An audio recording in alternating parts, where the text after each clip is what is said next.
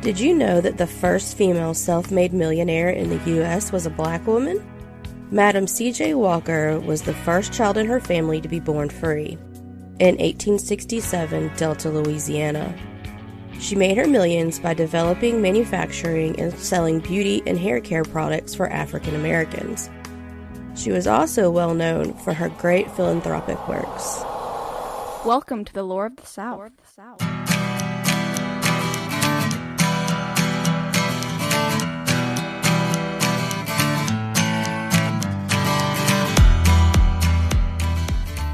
Hey y'all, welcome back to Lore of the South with me, your host, Kelly Cruz. As y'all can probably tell by the sound of my voice, I have been sick.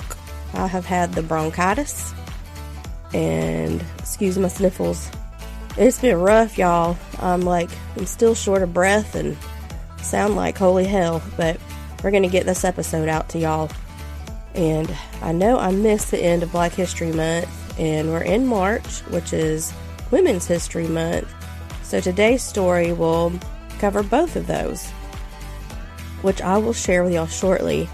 But first, I was thinking about introducing a new segment, maybe a current events kind of thing, or a strange happenings, or a discovery of historical significance. What do y'all think?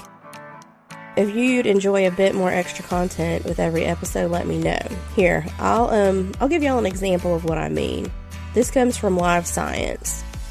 The world's oldest pet cemetery was discovered in March of 2021, when archaeologists in Egypt found the mummies of 536 well-cared-for pets, including cats, dogs, monkeys, a falcon, and even a fox. Many of the pets were lovingly wrapped in fabrics or woven mats. Many were also interred with food and valuables to help them on their way to the afterlife. Something like that. What do y'all think? Would that be something that interests y'all? So, for this first story that I came across was kind of by accident, and when I started looking into it more, it really started to tick me off. It's the sad, sad story of Delia Green. She was a 14-year-old kid who was brutally murdered, and her death inspired at least 28 songs to be written about her, all of which did not cast her in a glowing light.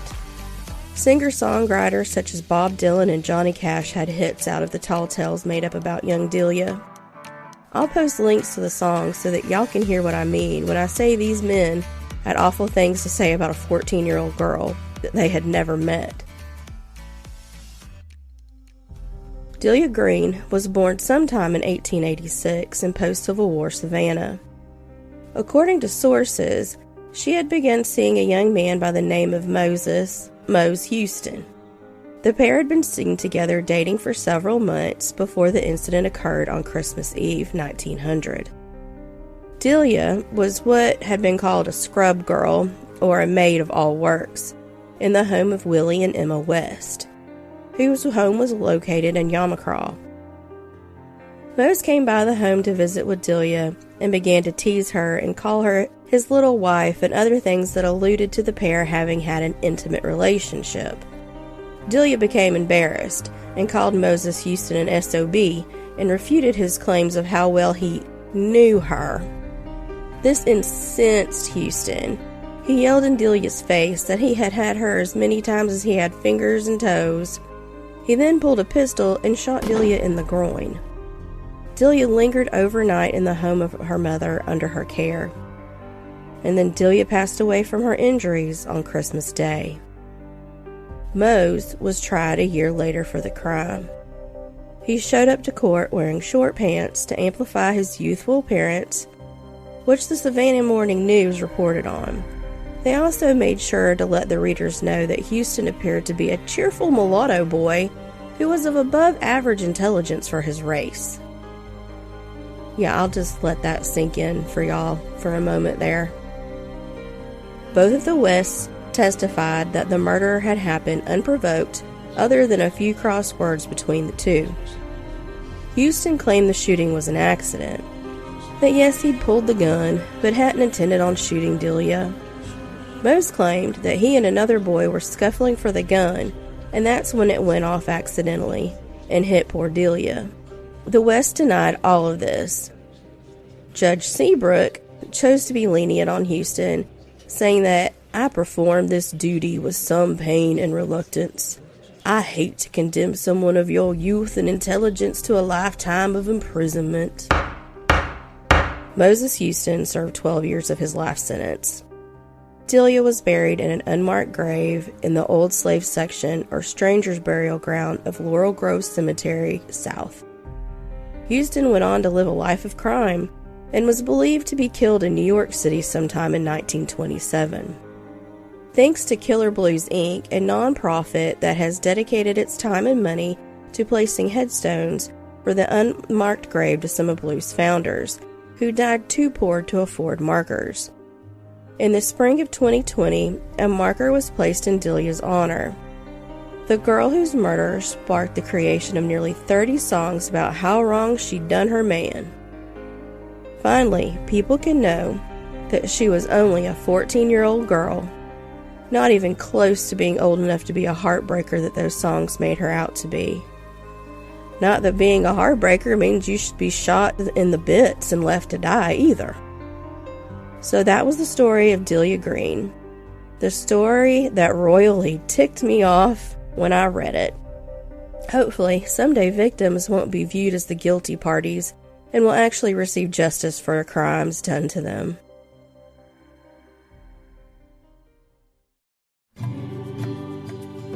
Now on with the main show. Episode 38, Queen Bess, the Aviatrix. Elizabeth Coleman was born determined. She was born January 26, 1892 in Atlanta, Texas. She was the 10th of 13 children born to her sharecropper parents. Her mother worked the land and would clean houses for people in town to help support the family. Her father was both of African American and Cherokee descent, and worked hard in the post-Reconstruction South, trying to support his large family. In 1894, the family moved to the outskirts of Waxahachie, Texas, still trying to make ends meet as sharecroppers. In 1901, the struggle became too much for Bessie's father. He moved to Oklahoma, aka the Indian Territory, looking for acceptance and more opportunity. Bessie's mother chose not to follow and remained in Waxahachie, working as a housekeeper and a seasonal picker.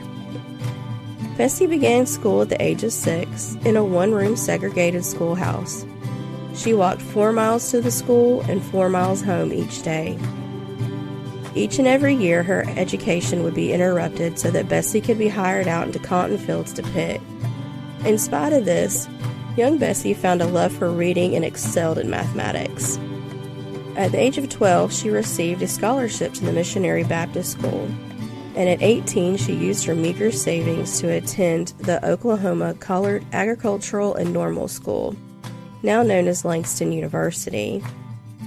Bessie only managed to attend school for one term before her savings ran out, and she returned home to Waxahachie. In 1915, at the age of 23, Bessie moved north to Chicago to live with one of her brothers. There she attended beauty college and became a manicurist. Soon after this, the U.S. entered World War I, and her brother left for the front. While in France, he learned of women aviators and of a general equality in France that was lacking in the United States.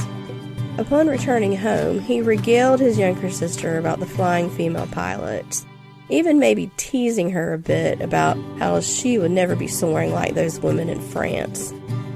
Well, that brotherly ribbing put a bee in Bessie's bonnet, so to speak, and she then became determined to become the first black Native American female aviatrix.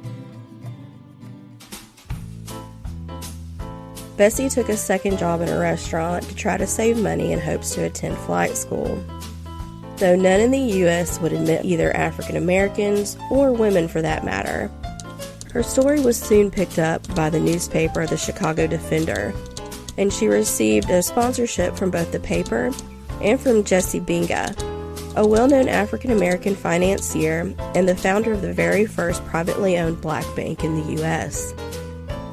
In preparation for her future plans in France, Bessie began taking French lessons so that she could fill out the flight school applications, and be able to converse with her instructors and fellow classmen.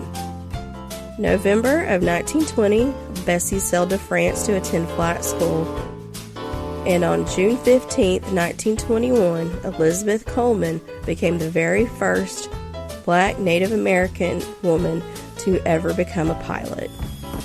She continued to train with a French flying ace over the course of the next 2 months to further hone her skills, and then made a triumphant return to the United States in September of 1921. But once the initial fanfare died down, Bessie realized to make a living as a pilot, she would need to learn those daredevil skills known as barnstorming. She asked at various air shows, but no one was willing to take her on and train her. So back across the Atlantic she went, where she knew she could get the daredevil training she needed.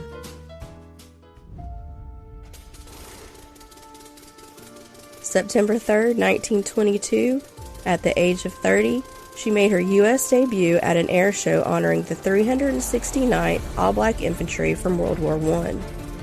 Bessie, or Queen Bess as she was now known, became quite a draw and was invited to fly all over the United States. Her goal being to save enough money to buy her own plane and to one day open a flight school that would welcome all people. Her choice of career was a highly dangerous one.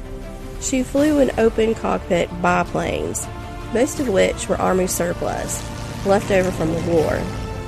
She had her first close call during an LA stunt show on February 22nd, 1923, when her plane stalled mid-stunt and crashed.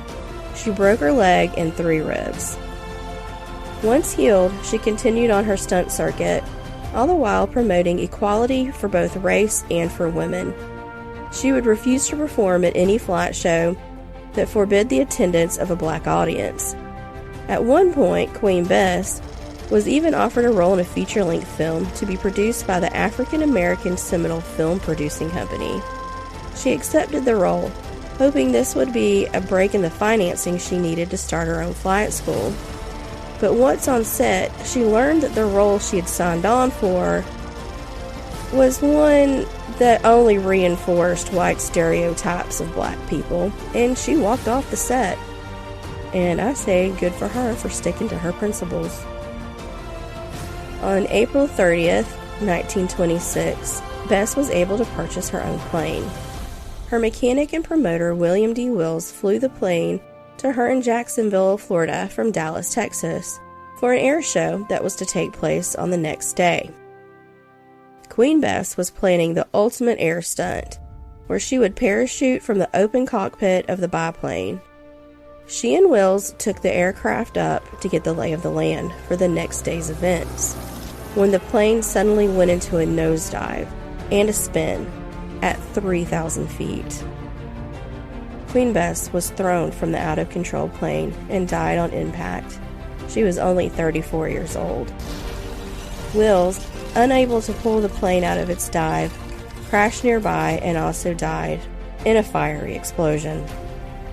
Though not much was left of the plane, it was determined that a wrench used to service the aircraft had become wedged in the controls, making it impossible for Wills to maintain control of the craft.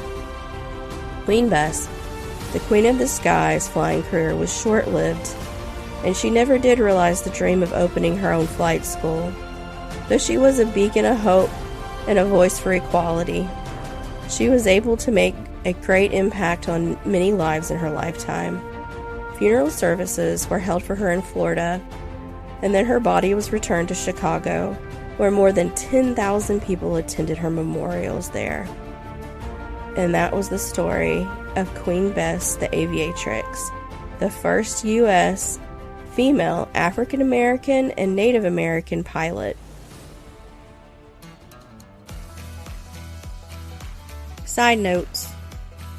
And y'all, she's another story that I'm not sure why it hasn't become a movie. What a life. From sharecropper's daughter to world-traveling stunt pilot. What an amazing story. And I hope y'all enjoyed it.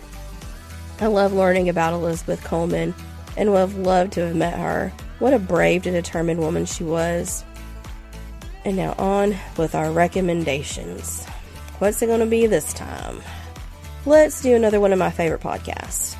Monsters Among Us. This is actually one of the very first podcasts I ever started listening to about 5 years ago now, maybe a little bit more. And if you're into the paranormal, which I'm sure y'all are because y'all are listening to this podcast and y'all know I like to tell ghost stories, I think y'all will like Monsters Among Us. You might even recognize the host, Derek Hayes. He was a commentator on Paranormal Caught on Tape for the first several seasons. But his podcast is a call-in show. Callers leave messages about their experiences, and then Derek will do a deep dive about the call. Check it out. It's pretty entertaining. And speaking of the paranormal, I probably owe y'all a spooky story, don't I? What do y'all want to hear about? Ghosts, cryptids, other paranormal phenomena, haunted locations? Y'all let me know on social media. Just search for Lore of the South. And you'll know I also share pictures of every episode on both Facebook and Instagram. So follow us there so that you can also get a visual for the stories that I tell y'all. You can also email us at loreofthesouth@gmail.com if you need to get in contact. And remember, y'all, we got Lore of the South t-shirts too. If you're interested, just email me or message me on social media and I'll get back to you about them. Also, I'm thinking about coming up with some sort of contest and maybe giving a couple of t-shirts away. What do y'all think about that? I'll be sure to give y'all further details about the contest in the next episode. Maybe I'll do a special post on social media about it. Not too sure yet. And with that, before my voice completely gives out, we'll talk to y'all later on Lore of the South.